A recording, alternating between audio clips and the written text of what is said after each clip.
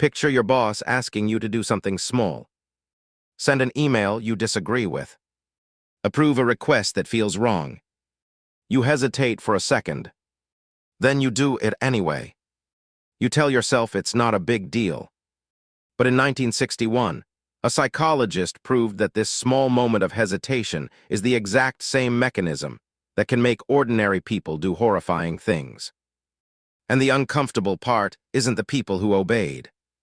It's how easily you'd have been one of them. Start with the setup, because it's stranger than most people remember.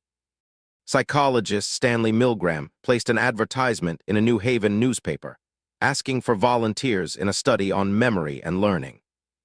Ordinary people showed up. Teachers, clerks, engineers.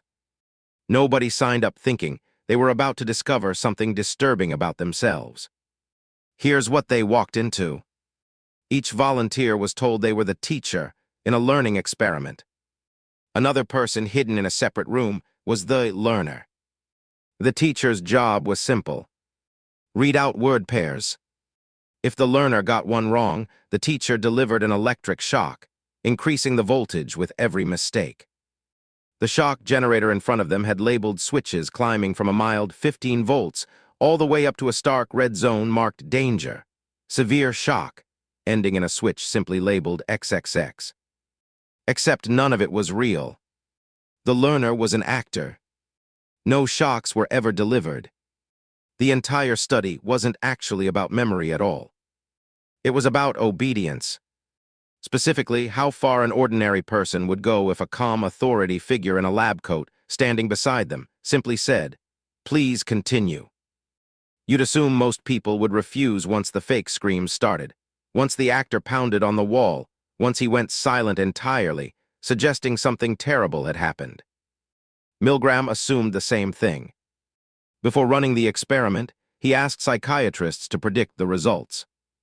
Their consensus was that only about 1 in 1,000 people would go all the way to the maximum shock. A tiny, disturbed minority. They were wrong by an almost unbelievable margin. In Milgram's original experiment, 65% of participants went all the way to the final switch. Not 1 in 1,000. Nearly 2 out of every 3 ordinary volunteers delivered what they believed was a lethal shock to another human being, simply because a man in a lab coat told them the experiment required it. Here's the detail that should really unsettle you. These weren't cruel people. Many of them were visibly distressed while doing it. Sweating, stuttering, laughing nervously, begging the experimenter to let them stop. Some pleaded that someone should check on the learner. And then, when the man in the lab coat calmly repeated one of 4 scripted phrases, "The experiment requires that you continue," most of them continued anyway. Their bodies were screaming that something was wrong. Their hands kept moving toward the switch. So what was actually happening inside them? Milgram proposed something he called the agentic state. Under normal circumstances, you experience yourself as the author of your own actions. You feel responsible for what you do. But under the pressure of legitimate authority, something shifts. You start to experience yourself as an instrument carrying out someone else's will, rather than an independent agent making your own choice. The responsibility, psychologically, transfers upward. It's no longer, "I did this." It becomes, "I was just following instructions." This isn't a flaw unique to a few bad actors. Milgram ran variations of the study more than a dozen times, changing the setup slightly each time, and the pattern held with unsettling consistency. When the authority figure left the room and gave instructions by phone instead of standing beside the participant, obedience dropped sharply. Physical presence of authority mattered enormously. When 2 experimenters gave contradictory orders, obedience collapsed almost entirely. People needed a single, unified authority to submit to. And when the teacher had to physically place the learner's hand on the shock plate themselves, rather than just flipping a switch from a distance, compliance dropped, though it never disappeared completely. Distance, in other words, is doing a huge amount of the work here. The further you are from the direct consequence of an action, the easier obedience becomes. Sit with that for a second, because it explains something about your own life that has nothing to do with electric shocks.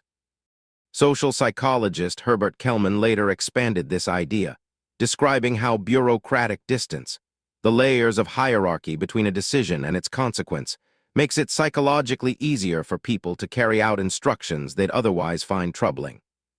Nobody has to feel like the person who did the harmful thing. They just did their small piece of it. Someone else typed the memo. Someone else approved the policy. Someone else pulled the actual switch. This is why organizational harm rarely requires villains. It requires a chain of people each doing something small, each one distant enough from the outcome to avoid feeling personally responsible for it. There's a second piece to this that historian and philosopher Hannah Arendt captured in a phrase that became famous for a different, related reason. Watching the trial of a Nazi bureaucrat named Adolf Eichmann, she expected to see a monster. Instead, she described what she called the banality of evil, the unsettling realization that immense harm can be carried out not by fanatics, but by ordinary, unremarkable people simply doing their jobs, following procedure, deferring to the structure above them.